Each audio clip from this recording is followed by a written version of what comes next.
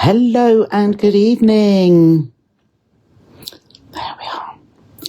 And it is time for Tuesday, Technique Tuesday, in the Sew with Trisha group. And I'm going to show you tonight the technique of stitching for Bargello and Trip Around the World. So I'm just about on time, I think. And I do have the grandchildren here today. So it's a little bit, I've asked them to be on their best behavior, nice and quiet, and we'll try and get this done. Unfortunately, I haven't got my iPad. I'm actually filming on the phone. But the iPad is being used by one of them, so I won't be able to see any comments unless they come up here. So what I'm suggesting that I do is to crack on and show you exactly what we need to do. So I haven't put a PDF in the group yet, and I have got one ready-made. I've got a Trip Around the World PDF, which I will put in there later. But tonight's session, I am going to work on fewer strips but it's exactly the same technique, and you can use as many strips as you like. The more you use, the bigger your block will be. And also the wider the strips you use, the more blocks you'll be able to make. And the bigger it will be too. So how I've done this it works out to be about 12 inches square.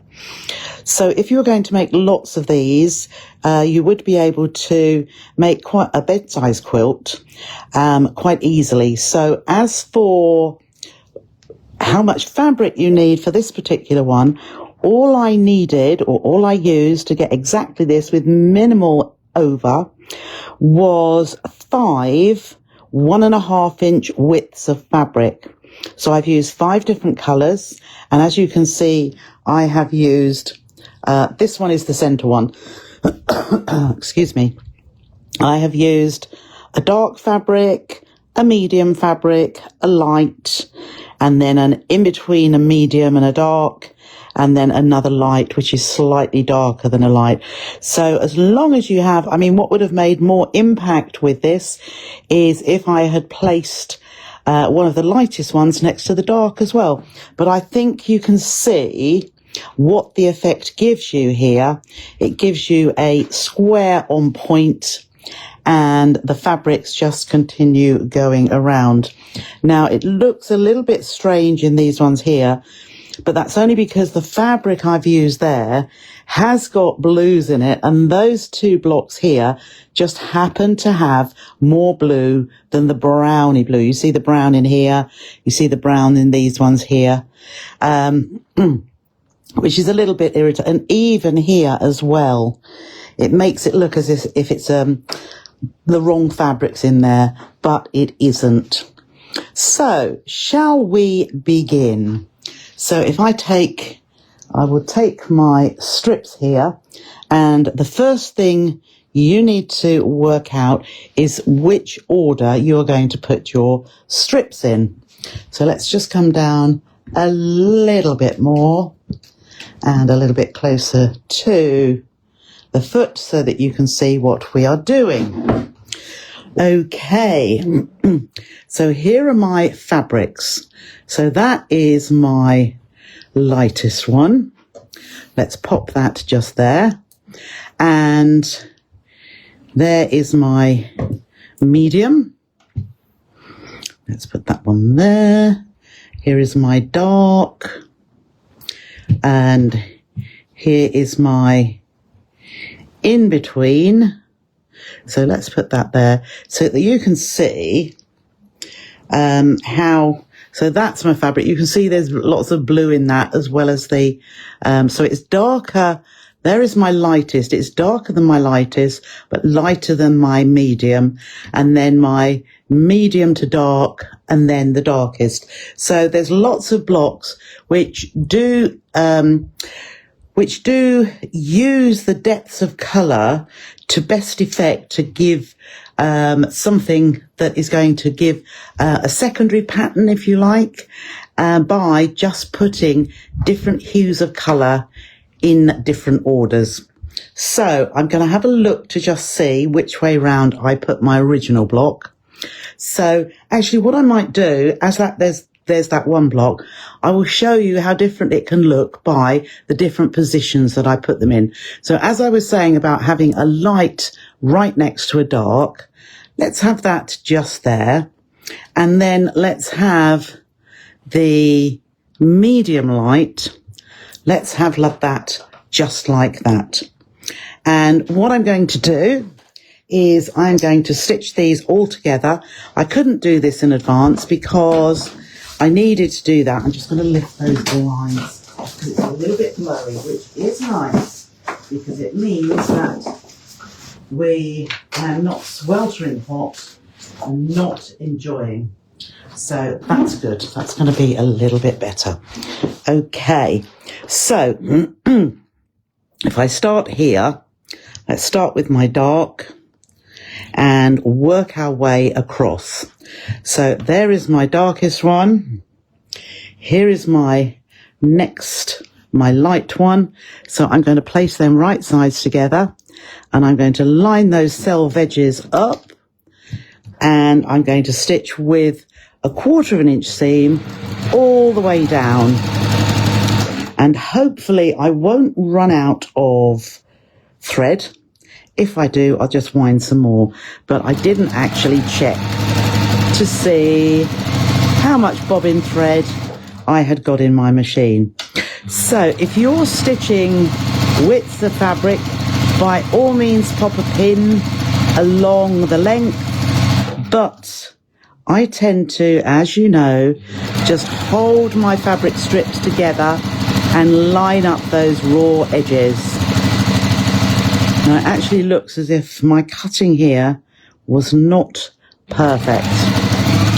Okay, so let's just whiz our way down this strip. And as you see what I'm doing, I'm just pulling those strips together a little bit further away than the needle itself so that I can make sure those line up. And I'm looking at this side as well. So there I can see, you shouldn't be able to see any fabric on the left-hand side. Okay. So there is our first strip. Now, what I would normally do is go to the ironing board because when we're working with narrow strips like this, it is easier to work with the first two actually pressed. Otherwise, if you start with it totally unpressed, I'm just using finger pressing all the way along here. But if you don't do this, what you'll find is that your strips just keep curling up as you're trying to put the next strip to this one. So let's just see if I'm don't know if I'm doing that the right way. Let's just flip that over. There we are. So they are open a little bit more than if I just left it. So I've done those two. I now want to take this one here. And again, I'm going to pop it right sides together. So at the top, and just line that first little bit up and start stitching down here. So I can see that they are lining up well. And I'm just giving it a little bit of tension just so that those, as I say, those raw edges line up. So I am using 5 strips. I tell you what is easier for the next step that we do. If you use an even number of strips, the actual technique of how we get those steps of squares, because basically what happens is the squares are dropped by 1 each time you stitch the rows together. So our first step is to stitch all of our widths of fabric all in one we just stitch them together so that we're going to have a long band of 5 widths of fabric, a long stripy strip. So let's just move that over and carry on down to the end here. So this is number 3, the middle of our strips.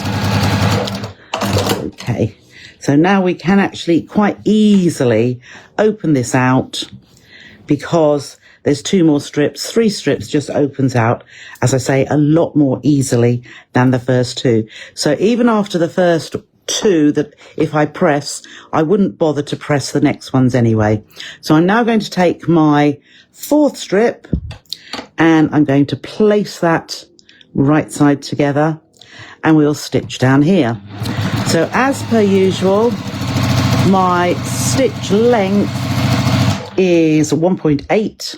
You know I like that for my patchwork because it gives a good neat finish, and basically once it is pressed it does look as if the fabrics are just melded together. The longer the stitch you have, if it's pulled a little bit, it does mean that the stitching will show. Oh my goodness, it is very blustery here this evening. Okay, and it is also better, not that I've done it, to press your strips so that they are nice and flat. I think when I cut these the other day, I actually left them mingled, and it means that where they weren't flat, they've got little, it's not quite a crease, but they weren't absolutely flat. But also I'm giving it a little bit of tension as I pop it down there, and it's taking those creases out. Okay. I think what we'll do, once I've got this made, I will turn the camera around and you can ask me any questions. So if you think about your questions for later, we'll go through that at that point. Okay. So there's my number 4. And now I'm going to take the 5th strip here and again, take that selve edge. You would probably ask the question, don't you sew one strip one way and then go, so from the top to the bottom, and then the next one you go from the bottom to the top? I don't actually, I'm only doing 5 strips. I don't find it of any particular benefit, and it's the normal reason, the usual reason for saying that is that if you sew them all in the same direction, you get a banana effect. Now, I have never got a banana effect. I think it is all down to the pressing. And bingo, we have run out of bobbin thread, I believe. So, yes, we have. So, bear with 1 minute and we'll get a bobbin wound. I have been stitching a little bit over the last few days, and obviously I haven't taken that into account. So let's just see. Right. So here we go. Oh no, we didn't get that in properly. Oh, for goodness sake. Oh, or was it? Perhaps it was. There we are.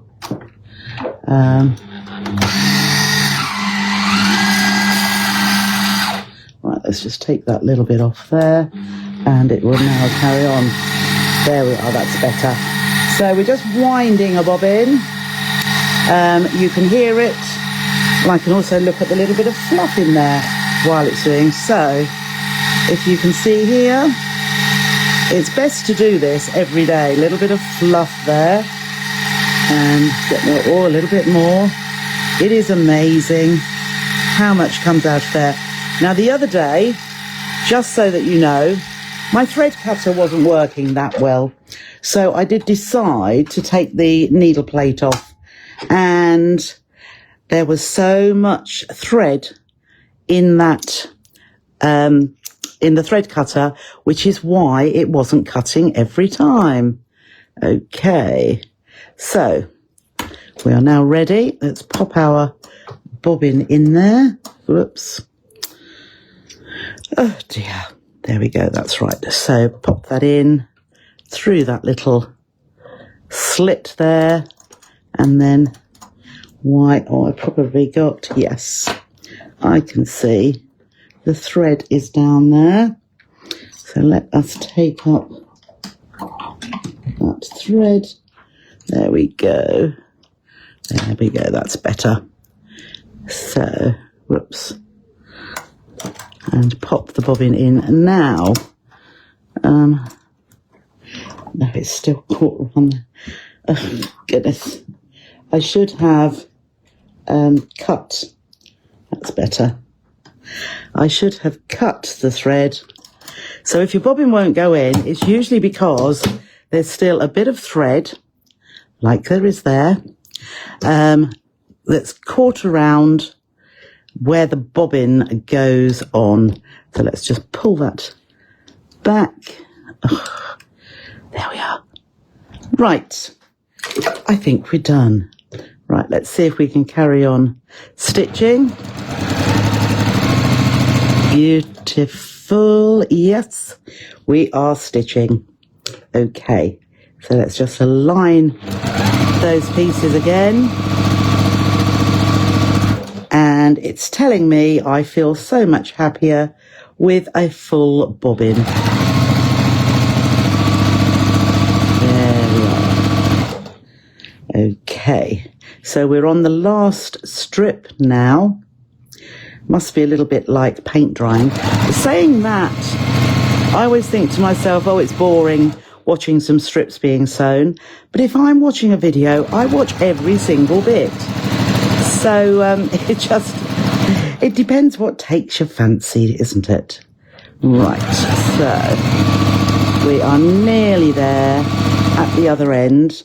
And the next step we have got is pressing. And pressing actually matters. There is a specific way of pressing our seams so that when we come to stitch our strips, after cutting apart, that is, when we come to stitch them back together again, all the seams will nest. Okay, so there is our strip, and as you can see, they are all stitched together. So the next thing I need to do is to actually press this.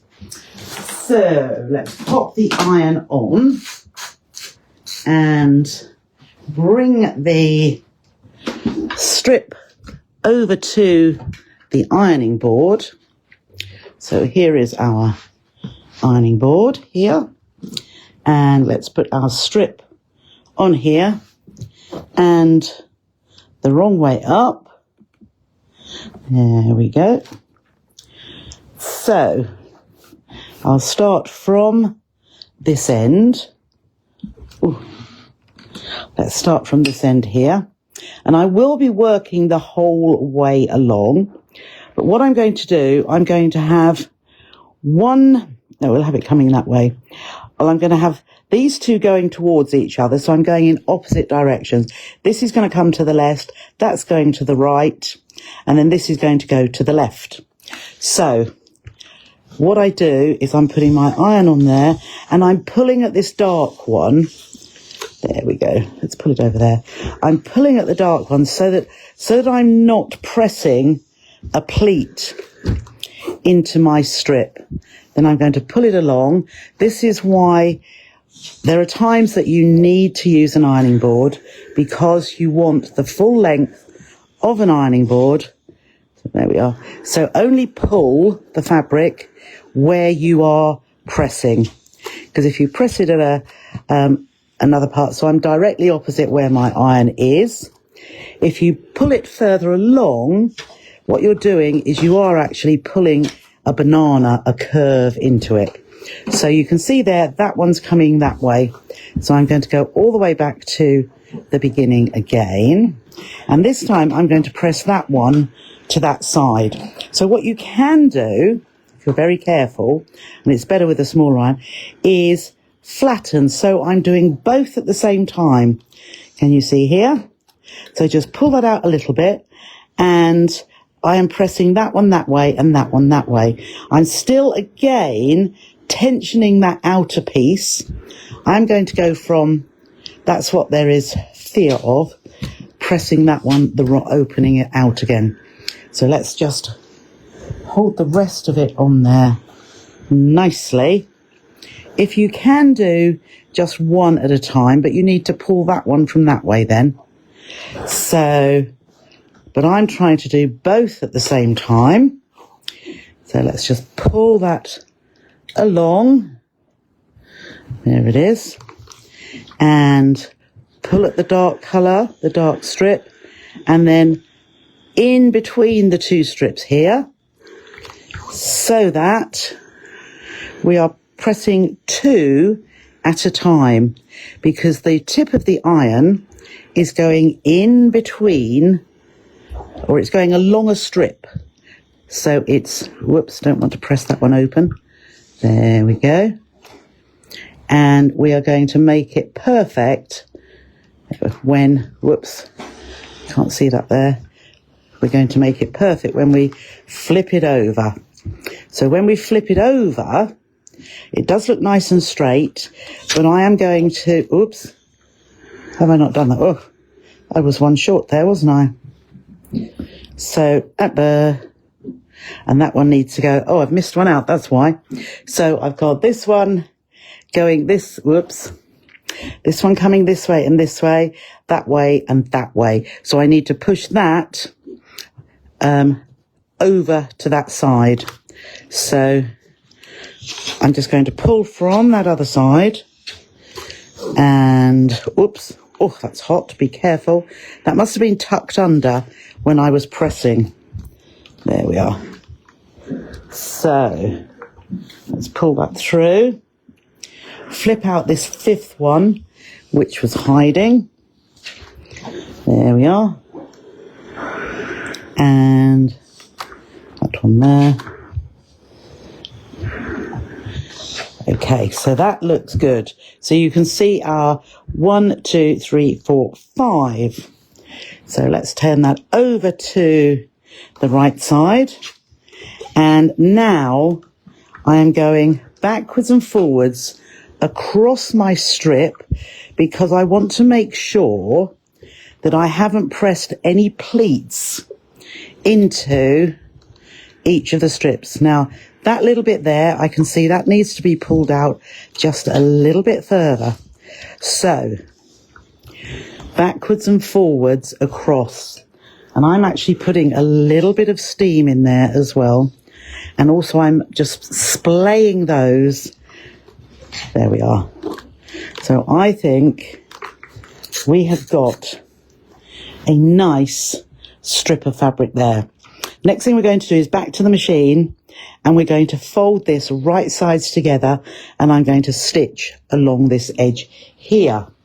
So let's just move ourselves across back to the machine, and we have got, now I'm going to start at the other end where you see I lined up all of my selvage. That was the top that I started from.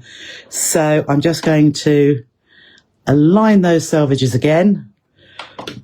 And what you can see, this is where if you had 6 strips, I've got an odd number, which means I've got a strip, but it's basically 2.5. So if you had 6 strips, you would have 3 which laid flat together. But as it happens, I haven't. I should have thought about that. But now all I'm going to do is stitch down here again. So I'm just aligning, just like we did before, the raw edges. And I've got my finger in between there, just making sure that they are beautifully aligned. Okay. The other thing, which would also make it easier, is the more strips you have, because we're basically making a tube, the more strips you have, the wider your tube will be, and the easier it is, or it will be, to turn our tube to the right side. So let's just have a look here. We are nearly, so I'm just holding those. This would probably be the only time that I may put pins down these edges. There we go. Because it does tend to slip a little bit because of that odd number tube, which is not laying flat with the others. So let's just hold that out. And the other thing I'm not going to do, I won't be pressing this seam either. Okay. So that decided it wasn't going to cut my thread again. So let's trim that. Now the next thing I need to do is, and I'm just going to run my finger down here, I'm going to try and get this through as easily as I can. So I'm going to pull up as much as I can and then see if I can push that through. And I might even, there we are, I've pushed that through to there. I'm just going to get my paintbrush and just push that through just so that I can start turning it. Now, a good tool that I could have had is so that's come through pretty well. There's a tool which is like a crochet hook. Let's see if I can keep pushing this just a little bit more. So I'm just putting my fingers in there and pulling this down. This probably takes longer than stitching it all together. Right, so it's actually taking me quicker than when I did the original tube. So just keep pulling this through, and as I said, we won't actually be pressing. This is just going to be a tube which we will just flatten lightly, and hopefully my paintbrush is going to drop out at the end. Okay, so you want to just keep, you can imagine what I was saying though, if your tube was wider, this would come out a lot more easily. But it's no big deal for the time it takes for making this particular technique. You could, of course, cut individual squares, individual 1.5 inch squares, and stitch them all together one at a time. But I think that could be pretty tedious. If you were going to do that, I would highly recommend using quilter's grid, which we've done that before. And with quilter's grid, you actually adhere them to the fusible side of the quilter's grid, and we're nearly there. And it will come out beautifully, and you can see where the patches need to go, where the squares need to go, which makes it so much easier. Okay, nearly there. I think there's about 6 inches to pull out here, and then we will also need to pull my paintbrush out, which is stuck somewhere down the tube. Okay, almost there. Almost there, I am sure. There it is. So there we are. Okay, we have our tube. Out comes the paintbrush. We have our tube. So whatever width of strip that you, let's see if we can turn it, or just flatten it a little bit, because we are going to be cutting this. So if you, let's take our dark one, have that at the edge of the seam so that we are nice and flat. Okay, and here as well. So as I say, we're not going to press. We will be pressing once we have stitched it together. We've done our pressing so far, but we've got that nice, so that's pretty flat for what we need. So what we do need now is our cutting mat. So I've got my strip there. If you had an even number, it would all night, you would see 3 strips here, and you know you'd have 3 on the other side. As it happens, we've got 5, and therefore we've got half a strip there because the other half is on the other side. So let's just pop that there. What we need to do now is trim off one of the selvage ends, and whatever width of strip that you have cut originally, we're just going to trim that off, make sure, yep. We are going to cut widths of the fabric now. So 1.5 is what we cut originally. So each block is going to, we'll need 4 blocks to make that whole one. I'm going to make 2 tonight just to give you the idea. And I'm going to cut a 1.5 inch strip. So what I'm doing, I am looking at that 1 inch line going along the seam line there and also down this edge here so that I know I'm getting a perfect 1.5 inch cut. I'm then going to just move that over. If I'd cut through, I'll move that over a little bit and then cut me another one. So line those edges up. We do want accurate cutting. There we are. So there's number 2. Oh, change your blade, Trisha. Number 2. Can't see another. Number 3. Lining that edge and the seam. And number 3. That one cut. Number 4. And number 5. So lining those edges up and the seam. Right, so I'm just going to push those up here for the time being, all in a row, all exactly the same. And I'm going to cut myself another, let's just lay that, make sure those seams, that's it.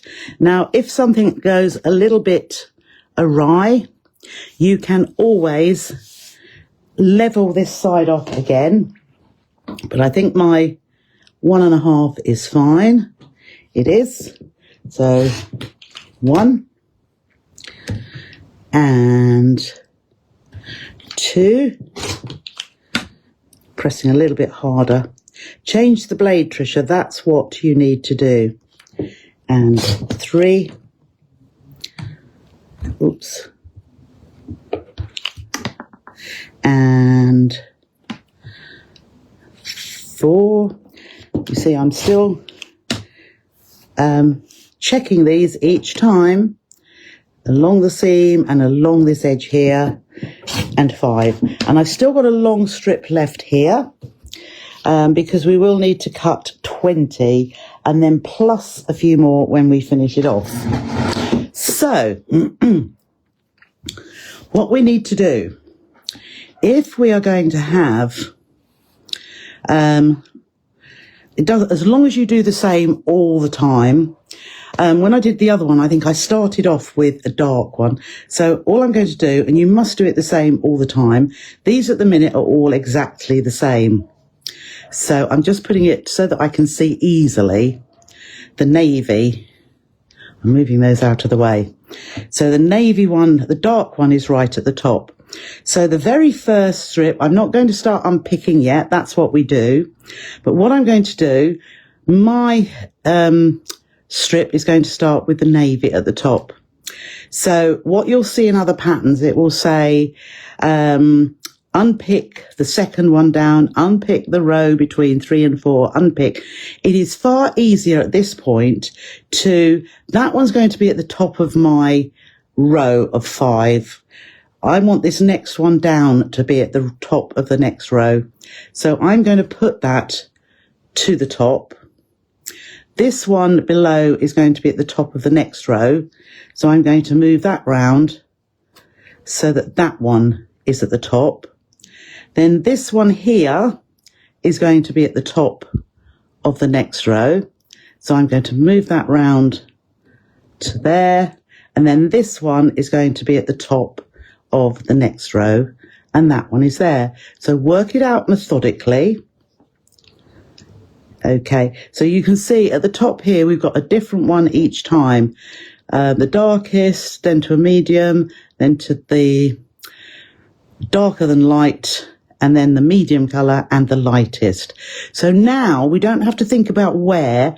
All we're going to do is unpick this very top row each time. And the worst that could happen is you unpick the wrong row, but all you'll need to do is stitch it back up again and re-unpick the correct one. So it's every single top seam that you need to unpick. So if you just pull it a little bit like that, and then if you've got a ball on the end of your seam ripper, pop that in the seam, hold the other two edges, and it opens out easily. Okay, you can undo that seam if you like. So then you place that down top of this next one. So grab it, just give it a little pull, and then put your little ball end in there, and it just seam opens up very, very easily. So you can see these working now. Again, the top of this one. So pull it and pop your seam ripper in, and I'm holding the fabric, and then you just push. And it doesn't rip your fabric, it really doesn't. Top of this one. So give it a little pull, then you can put the seam ripper in, hold your fingers on the seam, and then just push across and open out. And top of this one, open it just a little bit so that you can pull, put your fingers around the seam, put your seam ripper in, and straight across. How easy was that? Okay, so now you can see your lines, so here's the dark, diagonally, medium, diagonally, light, diagonally, and your darks come again, and your mediums, and your middle, and your medium. So it all works. So while I am, no, we'll stitch that. Yes, let's just pull this one down here. No, let's push that back up there again. And I'm going to do exactly the same. You remember I turned these ones round, and there we are. So I turned these round so the dark was at the top. So always do the same. If you start with them as they were, absolutely fine. So again, just a reminder, the dark's at the top. We want this one at the top next time. So you take the next one and turn it round and just pull the tube so that it's got that medium there. Then we want this one of the next one, which is going to be at the top there. Then this one you want at the top, which is under here. So always at the top. And then this lightest one here, which is there. We want that one to be at the top. So at the top that we can see. Okay. So now all we need to do is open that top seam. So let's take the dark one and give it a little pull, and then pop your seam ripper in, fingers around the seam and pull. And then I'm going to just lay that on that row as we was before. And then I'm going to take the next one, give it a little pull. It comes open quite easily. And open it. That one is going there. Top one again. Pull. Seam ripper in. Open it up. Doesn't take very long at all. Top one. Just pull that open. And then seam ripper in. Open. There it is. And light one. Pull it on the seam that we're going to rip a little bauble in and pull it across. Okay, so there they are, ready to be sewn together. So I'm going to move that over here. So the first thing I'm going to do is take these top two here, and I'm going to pop them right sides together. So we're working from left across to right. So again, if you want to use pins, by all means do. And you'll see that those seams start to nest. Now there's only one seam that's not going to nest, and that's the one that we didn't stitch. So that one is going that way, and they are nesting. So you can pop a pin there, but I like to nest as I go. So I've lined that up perfectly, and now I'm holding my finger on that one also, and I am going to start stitching. So again, as soon as it's in that seam, I am going to, there we go. As soon as it's in the seam, I'm going to stop and nest the next one. So I can feel that. So there is my next seam. And here is my next one. And they are nesting as well. So just hold your finger around there. And then the next one nests as well. And then just make sure you open where the seams were pressed. They will be folded back. So there is my, just there is my stitching. There is my, and you can see they are alternate, going diagonally. So I'm going to take the next one from my blocks, and you can have a look to see if they're right, but I think they are. So again, and those are nesting that very top one. So just make sure that our top edges align. Then the next one down, let's see that that is nesting also. And then there is the next one. And there is the next one. So pop your fingers on there and line them up. Okay, so we can now open that out. Just sort of finger press that down. Pick up our fourth strip here. And again, you can check it if you want to, but we'll pop it right sides together. Open that little seam that was opened first. Nest that seam just there. Pop that under the needle into the seam, so that's held. And now we'll look at the next nesting, which is there. And now this is the one, the seam that wasn't pressed. So we just want to, where are we? There we go. And then nest those stitch to the end. Okay. And open that up again. And then we'll take our very last one here onto the biggest piece that we've just pieced. Align that first nesting. Align those edges under the machine. And then down to the next one. So that is nesting now. You can sort of pull that seam towards it. There we are. I think that one's going to come this way. Now this one needs a little pull, so obviously something wasn't quite right there.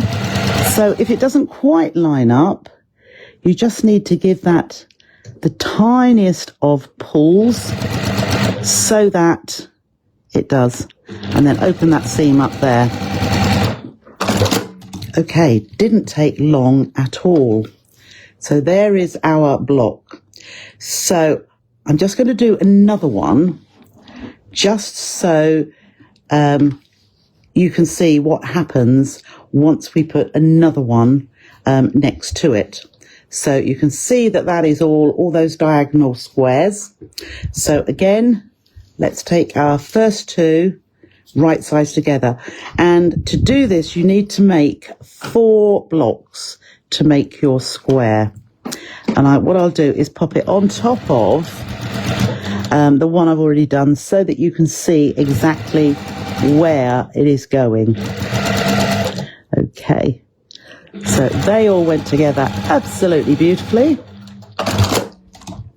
So open that up, and I will show you in a moment that I'm going to take this one, right sides together. You will see that you will have 4 identical pieces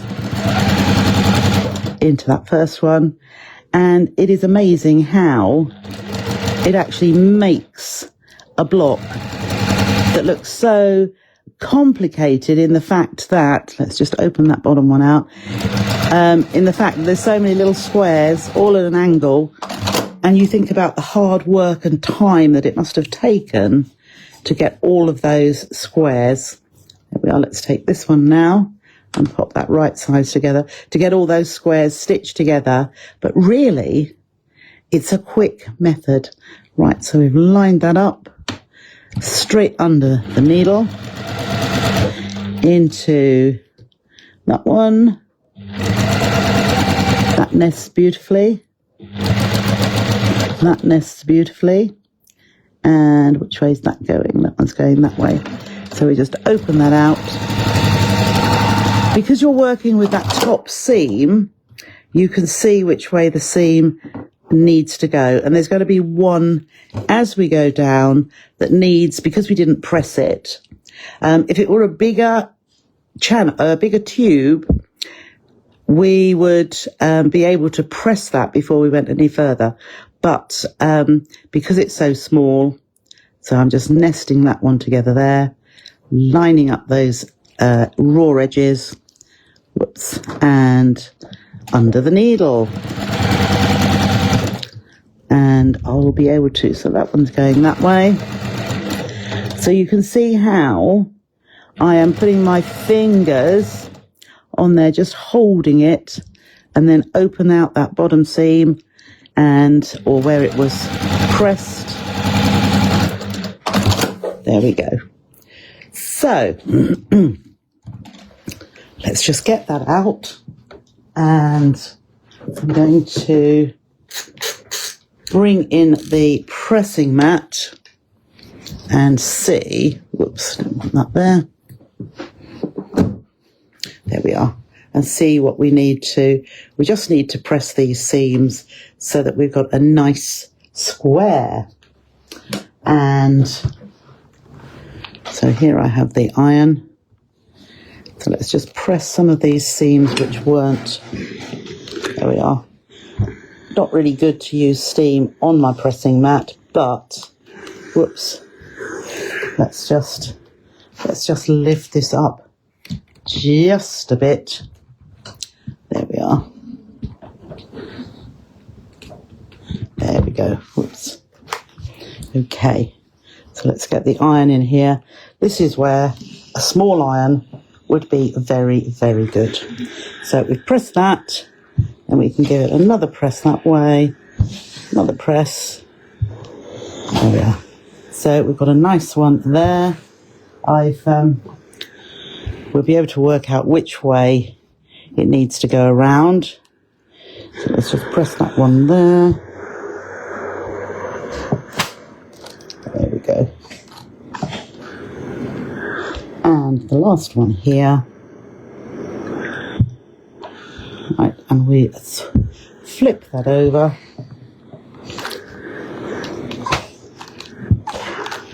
There we go. So now we have 2. If we put that dark one there, you will see that these are hopefully identical. Okay, they are.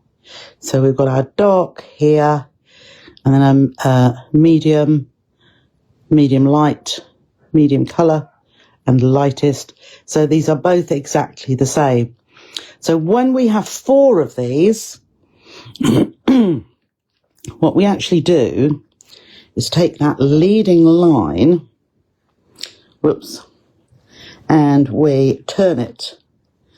That's it. We turn it 90 degrees.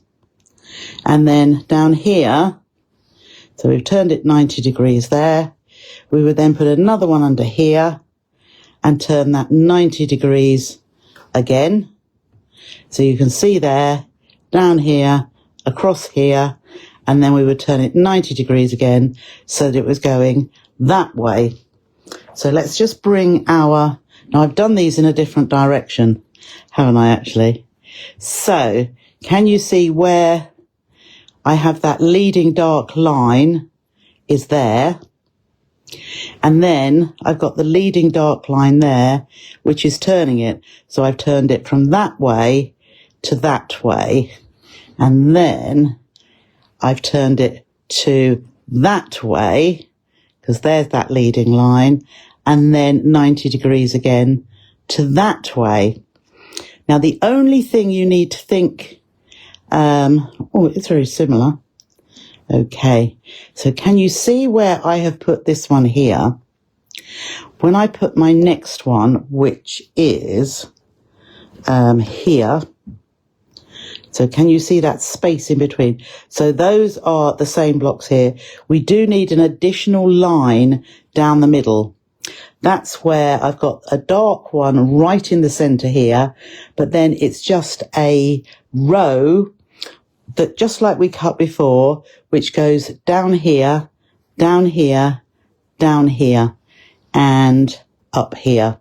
And that's what gives the trip around the world that complete look, that complete, oh, there we are, completely showing how, let's see if I come this way now, completely showing how it works.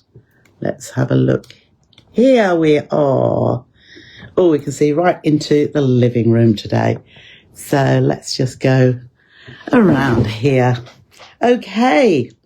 So as I say, I can't see any comments, unfortunately.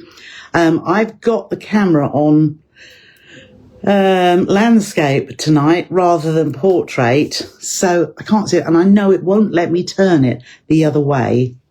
But that is what we've made, the trip around the world. And Bargello is exactly the same. The first things we did was sewing all those strips together. Then we joined them into a tube. And then when we started cutting with the trip around the world, you cut all of your strips in exactly the same size. So if you stitch 2-inch widths of fabric together, then you would cut your tube into 2-inch wide tubes, which will be smaller tubes, and then undo them. With Bargello, you will have different measurements to cut.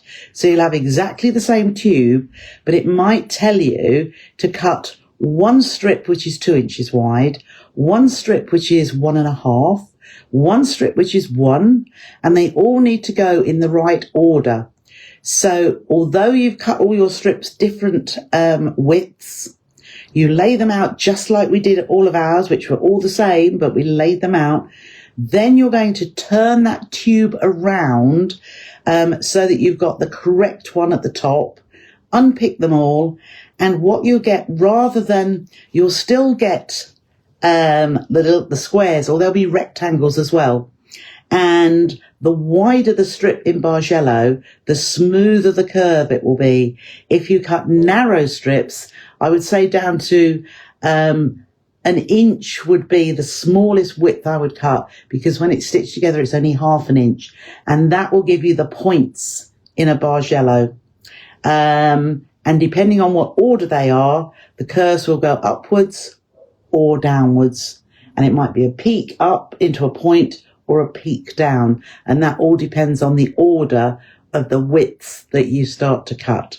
So we'll do Bargello another day, but you've got the technique, and I think this is really, really lovely. And as I say, this comes out to a 12-inch. If you wanted to make a larger one, just as one whole trip around the world, you could use jelly roll strips if you like. Use jelly roll strips, and you could use a dozen jelly roll strips, and it would come out very, very large. But it would work. The only problem is 1 width of fabric here gives me enough to do all of these. The wider you cut, you probably would need 2 sets of the tube that you make, two tubes to be able to get all the rows that you need. Okay, so as I say, I'm really sorry I haven't seen any comments. I will reply to them once I sit there having my dinner, and I'll look at all your comments there. But I do hope you've enjoyed. And thank you for joining me. I'll be back on Thursday when we're going to talk about what's coming up new in the next couple of weeks and September. And then followed by Friday, we're going to be doing a Christmas placemat. I thought it's about time, because we've got the run up to Christmas in August. I thought we'll do something Christmassy. Okay, so enjoy the rest of your evening, ladies and gentlemen, if you're watching. And tomorrow, and I'll see you again on Thursday. Take care and bye for now.